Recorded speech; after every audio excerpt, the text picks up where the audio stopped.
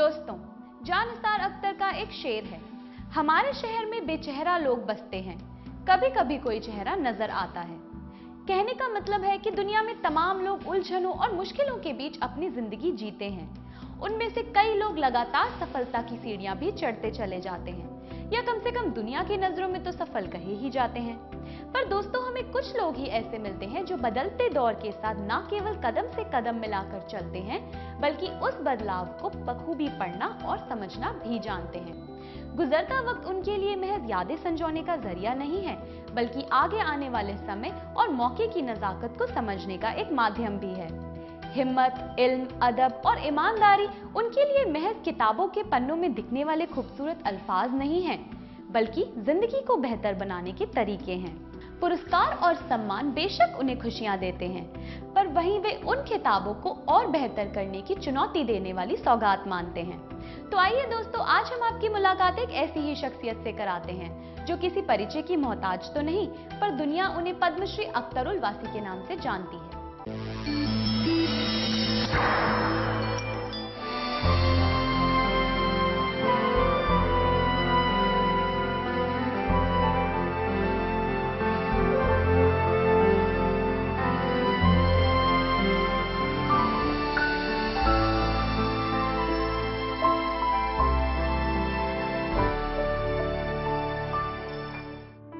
मैं 1 सितंबर 1951 को अलीगढ़ शहर में एक मोहल्ला है दहली गेट उस्मान पाड़ा, वहाँ पर पैदा हुआ एक निचले मुतवस्सित तबके के ख़ानदान में। और आज मैं जो कुछ भी हूँ उसमें उसी मिट्टी की बूबास है। वो बुनियादी तौर पे मेहनत कशों का मोहल्ला था, जहाँ पर कारीगरों की खासी तादाद थी। ताले के कारोबार वाले भी थे, निकल प्लांट वाले भी थे, और एक तरह से जो मेहनत पर इन्हिसार करते थे उन लोगों का था। ये वो दौर था जबकि मुल्क आज़ाद हुए कुछ साल बीते थे और ज़मींदारी जो थी उसका ख़ात्मा हुआ था और एक नया निज़ाम वजूद में आ रहा था। तो एक तरह से मुआशी तौर पे और मुआशरती तौर पर एक अबूरी दौर से मुआशरा गुज़र रहा था। मैं शहर का रहने वाला था और उस दौर में भी शहर के अंदर जो है एक माहौल था शेर व अदब का। ये वो दौर था जब अलीगढ़ के अंदर गोपाल दास नीरज थे।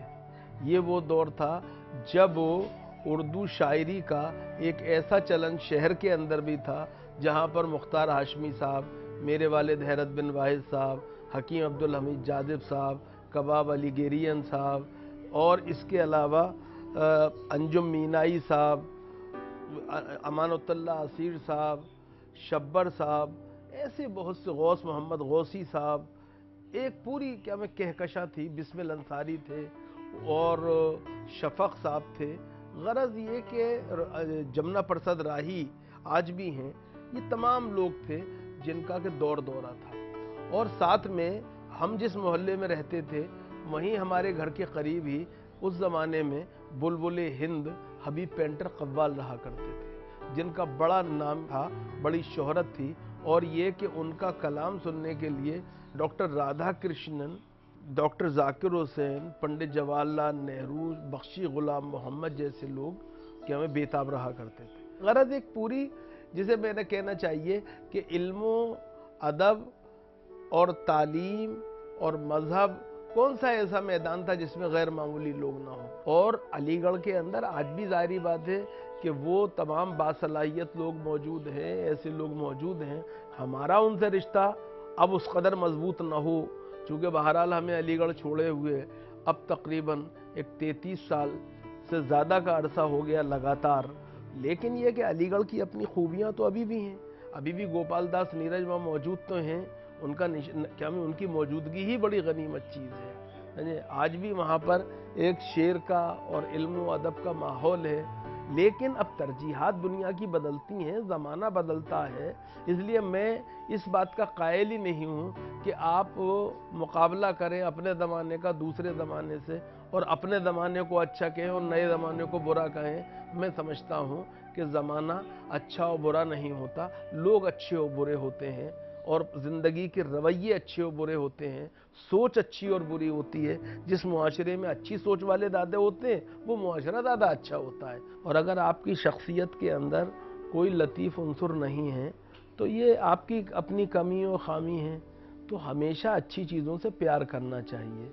और देखिए, शेर हो, मौसीकी हो, फ़नून लतीफ़ा की कोई भी शिक़ हो, उससे अगर आप मोहब्बत नहीं करते हैं तो ये आपकी कहीं ना कहीं आपकी सीरत की तश्कील में और आपके शऊर की तामीर में कोई ना कोई कमी और कजी रह गई है। असल बात यह है कि वो शकील का एक शेर है, बहुत प्यारा शेर है, मुझे बहुत पसंद है शकील बदायूनी का शेर, कि पाजेब के नाजुक नश्तर से कट जाती हैं गम की जंजीरें, कह दो कि मोहब्बत रक्स करे दुनिया के सियासत खाने में। तो असल मसला ये, शायरी जो है वो आपको एक मसरत से बसीरत तक का सफ़र होती है। वो आपको एक खुशी भी देती है और साथ में आपको सोचने के लिए मजबूर भी करती है और आपके शऊर को बालिग बनाती है। अगर आप गालिब को पढ़ें, इकबाल को पढ़ें, उनसे पहले मीर और नदीर को पढ़ें, आप तुलसी और सूर और मीरा को देखें, कबीर को देखें, तो आपको इन सब के यहाँ एक इंसान के लिए जिस इरफान की, जिस बसीरत की ज़रूरत होती है, वो सब उनके यहाँ आपको निचोड़ मिलता है। एक इत्र है जो कि हमें इन लोगों के यहाँ मिलता है। अगर आप देखें कि सूफिया जो हैं, उनकी शख्सियत में जो दिल आवेज़ी है और जो दिल नवाजी है, वो इसीलिए है कि वो हर चीज़ से मोहब्बत करते हैं, किसी को नज़रअंदाज नहीं करते। ये ख्याल रखना चाहिए कि किसी भी चीज़ में इतना नहीं इन्वॉल्व होना चाहिए और उससे आपको इतना गहरा ताल्लुक़ नहीं बनाना चाहिए कि खौफ खुदा और खिदमत खल्क़ से गाफिल हो जाए। ये बुनियादी चीज़ है, ये मेयार होना चाहिए। आप हर चीज़ से रिश्ता जोड़ सकते हैं, बस रिश्ता जो है वो होना चाहिए सवाल अक़दार की बुनियाद पर, खैर के लिए, हुस्न के लिए, अदल के लिए। तो खैर, हुस्न और अदल के जो मेयार हैं वो दायमी हैं, वो हकीकी हैं और वही होने चाहिए। आपको उन्हीं रवैयों पे जाना चाहिए जो कि हमें अपनी पुरानी रिवायतों से मिले। हिंदुस्तान की प्राचीन परंपरा, सभ्यता, संस्कृति जो संस्कारों पर आधारित है, उसकी तरफ जाइए। हमारी प्राचीन सभ्यता और संस्कृति और परंपरा क्या है? आप जरा याद कीजिए। राम जा रहे हैं वनवास को, लेकिन लक्ष्मण जो हैं वो क्यों जा रहे हैं? उनके लिए तो आदेश नहीं हुआ था। लेकिन भाई का धर्म क्या होना चाहिए? वो भाई जो कल सुख में साथ था, जिसने साथ शिक्षा प्राप्त की थी, आज वो कहता है कि जब आप नहीं रहोगे तो मैं भी नहीं रहूंगा। जहां आप वहां में। और भरत, जिन्हें के जबरदस्ती मां के इसरार पर अयोध्या नरेश बना दिया गया है, वो भी अयोध्या नरेश बनना इस सूरत में कबूल करते हैं कि राम अपने खड़ाऊ दे जाए। तो रिश्तों का तो तकद्दुस ये है। क्या इन रिश्तों के तकद्दुस को निभाने के लिए हम तैयार हैं? Sense of belonging, sense of attachment, sense of sacrifice, sense of devotion, sense of dedication, ये है जिंदगी गुजारने के और किसी सभ्य समाज को वजूद में लाने के लिए। तो दोस्तों, अभी हमने जाना कि किस तरह वासी साहब ने पूरी लगन और ईमानदारी के साथ अपनी जिंदगी को सजाया, संवारा और निखारा है। पढ़ने लिखने का शौक जहां उन्हें विरासत में मिला, वहीं अलीगढ़ की मिट्टी और आबो हवा ने उन्हें अपनी आसपास चल रही चीजों को और भी गहराई से जानने का तजुर्बा दिया। उनसे बातचीत का ये दौर यूं ही जारी रहेगा, पर इस छोटे से ब्रेक के बाद। इलेक्ट्रॉनिक मीडिया और प्रिंट मीडिया में अपना करियर बनाने के लिए ज्वाइन करें national institute of mass communication. यहाँ पर आपको मिलेगा professional environment, practical training and classes from highly acclaimed and experienced media professionals. The courses we offer are Diploma in Mass Communication, Bachelors of Mass Communication, PG Diploma in Mass Communication, Masters in Mass Communication. Admissions already started. Limited seats apply now. ज्यादा जानकारी के लिए call करें 9818948956, 9891653119 पर। या फिर log in करें www.nimc-india.com पर। Welcome back friends. आज हमारे बीच मौजूद हैं इस्लामिक स्टडीज के जाने माने स्कॉलर, दिल्ली उर्दू एकेडमी के वाइस चेयरमैन और जामिया मिलिया इस्लामिया में इस्लामिक स्टडीज के head of department Padmashri Akhtarul Wasey. Wasey साहब की पर्सनालिटी प्रिज्म की तरह रही है, जिस पर रोशनी डालने पर कई अलग अलग रंग नजर आते हैं। पास्ट, प्रेजेंट और फ्यूचर की नब्ज टटोलती उनकी बातों की छांव में चलते हैं उन्हीं के साथ। जहां तक सवाल है उर्दू का, उर्दू के ऊपर बहुत बुरा वक्त पड़ा है। तकसीम के नतीजे में जिन लोगों को नाकर्दा गुनाहों की सजा दी गई उनमें एक उर्दू भी है। लेकिन बहरहाल उर्दू जो है वो आहिस्ता आहिस्ता फिर अपनी जगह बना रही है, उभर के आ रही है। आज हिंदुस्तान में 13 उर्दू एकेडमियां हैं। 14वीं उर्दू एकेडमी उत्तराखंड में बनने वाली है और NCPUL, national council for promotion of Urdu language जैसा बड़ा इदारा पाकिस्तान में भी नहीं। तो उर्दू जो है वो किसी एक मखसूस फिरके की जबान तो है ही नहीं। और जो लोग के उर्दू को मुसलमानों की जुबान कहते हैं, उनको सबसे मुस्कत और सबसे मुस्बत जवाब जो है वो आलम फतेहपुरी ने दिया। उन्होंने कहा कि एक तरफ हाथ में शंकर की है गुलजारे नसीम, दूसरे हाथ में चकबस्त की रामायण है। क्या गजब करते हो, मुस्लिम की जुबान कहते हो, अपनी सीता ही को बनवास दिए देते हो। तो असल बात यह है कि ये जबान जो है वो खाली इकबाल, फैज और शिबली की जबान नहीं है। ये जबान बुनियादी तौर पे मुंशी नवल किशोर की, रघुपति साहब फिराक गोरखपुरी की, राजेंद्र सिंह बेदी की, कृष्ण चंद्र की, पंडित आनंद मोहन जुत्सी गुलजार दहलवी की जबान है। इसे हमें नहीं भूलना चाहिए। तो जबानें जो हैं उनका रिश्ता जो है वो किसी मजहब से जोड़ना सही नहीं है। तो मेरे नजदीक में हमेशा ये बात कहता हूं, जो कुछ हिंदुस्तान के हक में है वही मुसलमान के हक में। मुसलमान का मफाद और हिंदुस्तान का मफाद एक दूसरे से अलग नहीं है। मैंने कलम की मजदूरी की है एक ज़माने में, बाकायदा उसी से पेट की आग बुझाते थे हम। लेकिन ये कि अब तो ये है कि पेशा वराना ज़रूरतें जो हैं उसके तहत जो काम करना पड़ता है वो करते हैं। इसके अलावा ये कि जो कभी शौक़ होता है उसे करते हैं। एक कॉलम बहरहाल मैं मुस्तकिल लिख रहा हूँ कई साल से इनकलाब के अंदर, हर हफ्ते आता है हरफ हक के नाम से। इससे पहले हिंदी में राष्ट्रीय सहारा हिंदी जो है उसमें हर मंगल को 1.25 साल तक लगातार मेरा एक कॉलम सवाल व जवाब का आता रहा, जो कि अब काफ़ी दिन हो गए बीकानेर से उसको इस्लाम और मुसलमान कुछ प्रश्न कुछ जिज्ञासाएं के नाम से छाप दिया गया है। इसके अलावा तसव्वुफ पर रोशनी का सफ़र के नाम से मेरी एक किताब है जो हिंदी में सूफ़ी मत के नाम से आ चुकी है। इसके अलावा तकरीबन कोई 35-36 किताबें हैं जिसमें 9 ओरिजिनल हैं, कुछ तर्जमे हैं, कुछ एडिटेड वॉल्यूम हैं, वो इस तरह से सामने आए हैं। हर अवार्ड जो है वो खुशी का बाइस होता है, इसमें कोई शक नहीं है। मैं कुफराने नेमत नहीं करूँगा और मैं अल्लाह का जितना शुक्र अदा करूँ कम है, और देने वालों का जितना शुक्रिया अदा करूँ वो भी कम है। लेकिन असल बात यह है कि वो अवार्ड तो अपनी जगह है, उसमें कोई शक नहीं है। लेकिन हर अवार्ड जो है वो आपके लिए एक चैलेंज भी बन जाता है, और वो इस तरह चैलेंज बन जाता है कि आपको कोई ये एहसास जिम्मेदारी आप में पैदा होता और बढ़ जाता है कि आप लोगों की निगाह में हैं। इसलिए आपका रवैया और आपका काम दोनों जिम्मेदारी के भी होने चाहिए और ईमानदारी की भी होने चाहिए। और एक बात जो सिर्फ अवार्ड के सिलसिले में मैं और कहना चाहूँगा, कोई अवार्ड जो है वो किसी शख्स को खाली अपने बल पे नहीं मिलता है, बल्कि आपको बनाने में कितने लोग लगते हैं जो कि जिनकी मेहनत के नतीजे में आप उभर के आते हैं, इस बात को हमें नहीं भूलना चाहिए। मैंने कभी कोई मंसूबाबंदी नहीं की है, लेकिन ये ऊपर वाले का फजल है, मेरी माँ की दुआएं हैं, मेरी बीवी की रिफाकत और मोहब्बतों का वसीला है कि मुझे अल्लाह ने वक्त से बहुत पहले और औकात से बहुत ज़्यादा नवाजा है।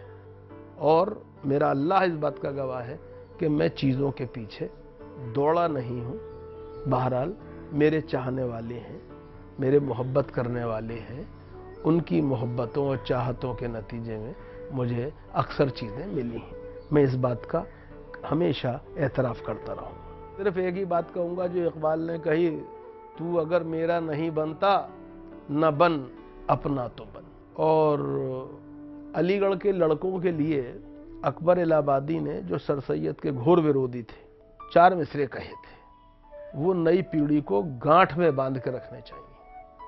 और उसका आखिरी मिसरा खास तौर से उन्होंने कहा था, वही मैं बात कहूँगा, तुम शौक से कॉलेज में फलो, पार्क में फूलो, जायज़ है गुब्बारे में उड़ो, चरख पे झूलो, पर एक सुखन बंदे आजिज का रहे याद, अल्लाह को और अपनी हकीकत को न भूलो।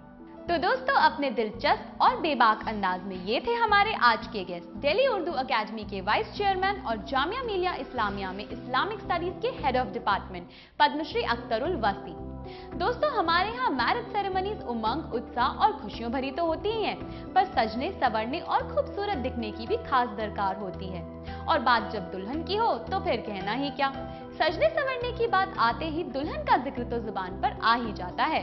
तो चलिए हेल्थ एंड लाइफस्टाइल में आज आपको लेकर चलते हैं famous beauty expert Aamir Zakir के पास, जो अपने bridal beauty trends and tips के साथ मौजूद है अमजद हबीब हेयर एंड ब्यूटी लाउंज में। और उनसे बात कर रही है वीओपी की हमारी कॉरेस्पॉन्डेंट शेफाली पंत।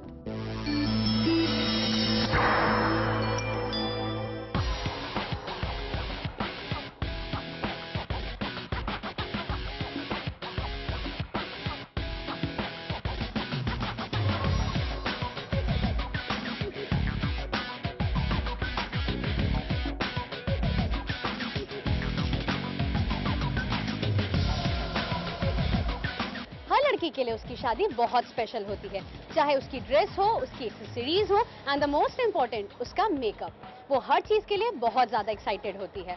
तो आज मैं आई हूँ Amjad Habib's hair and beauty lounge में, जहाँ मेरे साथ है आमिर जाकिर, जो एक बॉलीवुड मेकअप एक्सपर्ट है और जो बताएंगे कि एक ब्राइड को स्पेशल बनाने के लिए उसका मेकअप कैसा होना चाहिए, उसको किन किन टिप्स का खास ध्यान रखना चाहिए। तो चलिए चलते हैं आमिर जाकिर के पास। हाय, अपनी वेडिंग के डे पे हर ब्राइड दिखना चाहती है दुनिया में सबसे ज्यादा खूबसूरत, सबसे ज्यादा ग्लैमरस। सबसे ज्यादा खूबसूरत, सबसे ज्यादा ग्लैमरस बनने के लिए उसे क्या नए टिप्स इस्तेमाल करने चाहिए, ये आज हम आपको बताएंगे। आज हम gonna tell you some nice and small beauty tips which you gonna love it. So please just check it out. Special beauty tips only for bride. कोई भी मेकअप शुरू करने से पहले सबसे पहले चेहरे को क्लीन करना बहुत जरूरी है। जब तक आप अपने चेहरे को क्लीन नहीं करेंगे, आपके फेस पे मेकअप सेट नहीं होगा। Here I am gonna show you how you have to clean your face. Primer हम इसलिए लगाएंगे क्योंकि we are doing makeup for bride, और ब्राइड को बहुत देर कैमरे की चमक दमक के सामने, लोगों के सामने घंटों बैठना पड़ता है। So we have to use primer. Primer से मेकअप सेट हो जाएगा, ज्यादा टाइम के लिए रुका भी रहेगा। सो हम पूरे प्राइमर को पूरे फेस पे लगा देंगे, हल्के हाथ से लगाएंगे। Please keep this thing in your mind. लोग क्या करते हैं, कोई भी मॉइस्चराइजर होता है उसको पूरा लगा देते हैं, प्राइमर होता है उसको पूरा भर के लगाते हैं, उनको लगता है जितना ज्यादा लगाएंगे उतना अच्छा होगा। But keep this thing in your mind, less is always more. जब हमारा कंसीलर पूरे फेस पे सेट हो गया है, अब फेस मेकअप का जब हमारा बेस कंप्लीट हो गया है, तो हम स्टार्ट करेंगे आई मेकअप। सबसे पहले we start with eyebrows. Eyebrows को लेंगे एक ब्रश, उससे आईब्रोज को सेट करेंगे। बेस आई शेडो लगाएंगे, आप अपने गारमेंट से मैच करता हुआ देख सकते हैं। ब्राइड के लिए बहुत ज्यादा इंपॉर्टेंट टिप्स है, प्लीज अपने कपड़ों से मैच करता हुआ आई शेडो लगाइए।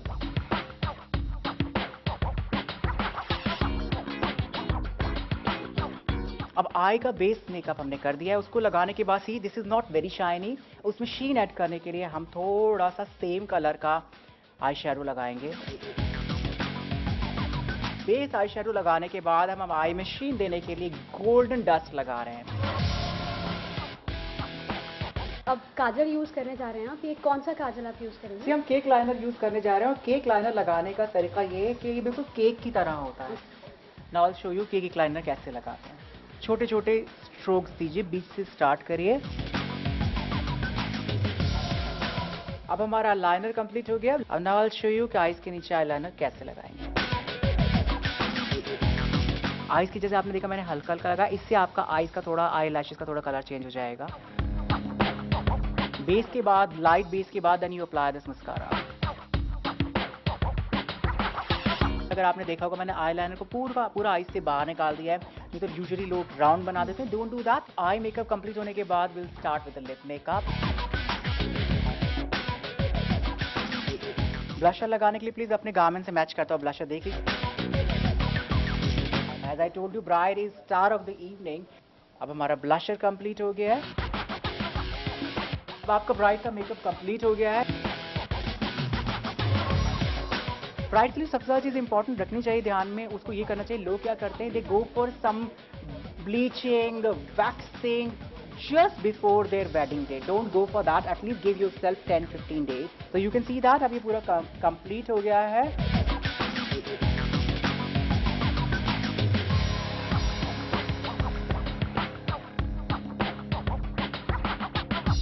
अब हमारा ब्राइड का पूरा कंप्लीट मेकओवर हो चुका है। आप देख सकते हैं कि ब्राइड का जो आई मेकअप है और जो ब्राइड का पूरा लुक है that is different from the typical bridal makeup. हमने आई शेडोज जो यूज किया उसमें शीन यूज किया है, शिमर यूज नहीं किया है। हमने लाइनर बेशक यूज किया है, शाइनी लाइनर भी यूज किया है, ब्लैक लाइनर भी यूज किया है, पर हमने उसमें कोई भी एक्स्ट्रा शिमर नहीं डाला है। आप लिप्स में देख सकते हैं गोल्डन कलर डाला है रेड और ऑरेंज के साथ मिला के, but that is also looking very subtle.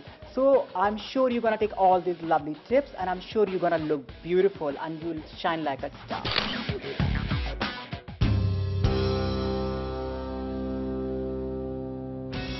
Electronic media और प्रिंट मीडिया में अपना करियर बनाने के लिए ज्वाइन करें national institute of mass communication. यहाँ पर आपको मिलेगा professional environment, practical training and classes from highly acclaimed and experienced media professionals with in-house web channel Voice of People, news portal ANN247.com and production house ITV, which has made more than 50 public service messages for different departments of government, Saregama for Zee Punjabi and many other shows. You get the chance to have hands-on experience while studying. We also offer 100% internship and placements. With power of knowledge and opportunities, make your future secure in the field of media. The courses we offer are Diploma in Mass Communication, Bachelors of Mass Communication, PG Diploma in Mass Communication, Masters in Mass Communication. Admissions already started. Limited seats apply now. ज़्यादा जानकारी के लिए call करें 9818948956, 9891653119 पर या फिर 01126320885 या 01126320887 पर या फिर लॉग इन करें www.nimc-india.com पर। You can also walk into 84A Bharat Nagar, New Friends Colony, New Delhi. दोस्तों अभी हमने आमिर ज़कीर से जाना ब्राइडल ब्यूटी से जुड़े तमाम ट्रेंड्स एंड टिप्स के बारे में। अब हम चलेंगे प्रोग्राम के अगले सेगमेंट की तरफ यानी एंटरटेनमेंट की दुनिया में, जहां हम बात करेंगे इस हफ्ते रिलीज हुई फिल्मों के बारे में।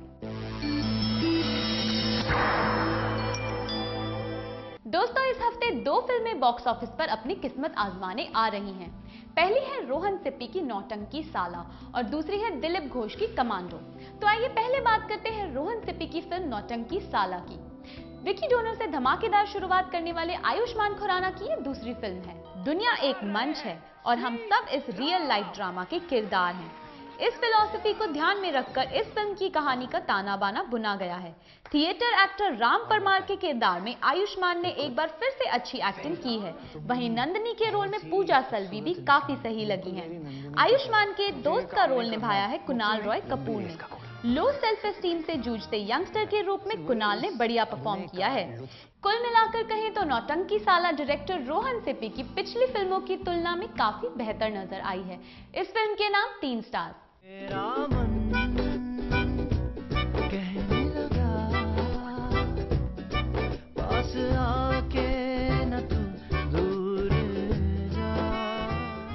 दोस्तों आइए अब बात करते हैं फिल्म कमांडो की।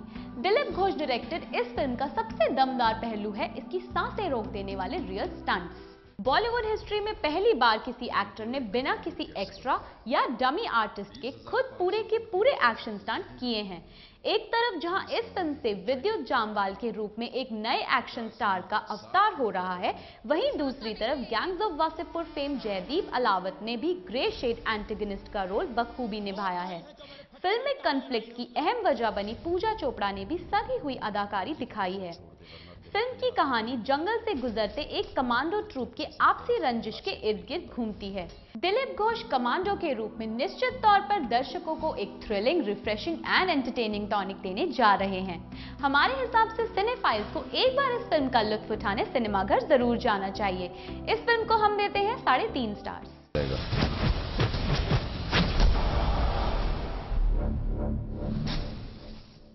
तो दोस्तों, ये था हमारा आज का द ग्रेट इंडिया शो, जिसमें हमने आपको मिलवाया दिल्ली उर्दू अकेडमी के वाइस चेयरमैन और जामिया मिलिया इस्लामिया में इस्लामिक स्टडीज के head of department Padmashri Akhtarul Wasey से, फिर आमिर जकीर से ब्राइडल ब्यूटी टिप्स के अलग अलग अंदाज के बारे में जाना और पड़ताल की इस हफ्ते रिलीज हुई फिल्मों पर। अब वक्त को देखते हुए हमें आपसे रुखसत होना पड़ेगा। अगले हफ्ते इसी जगह इसी समय मिलने के वादे के साथ। तब तक के लिए हमें दीजिए इजाजत।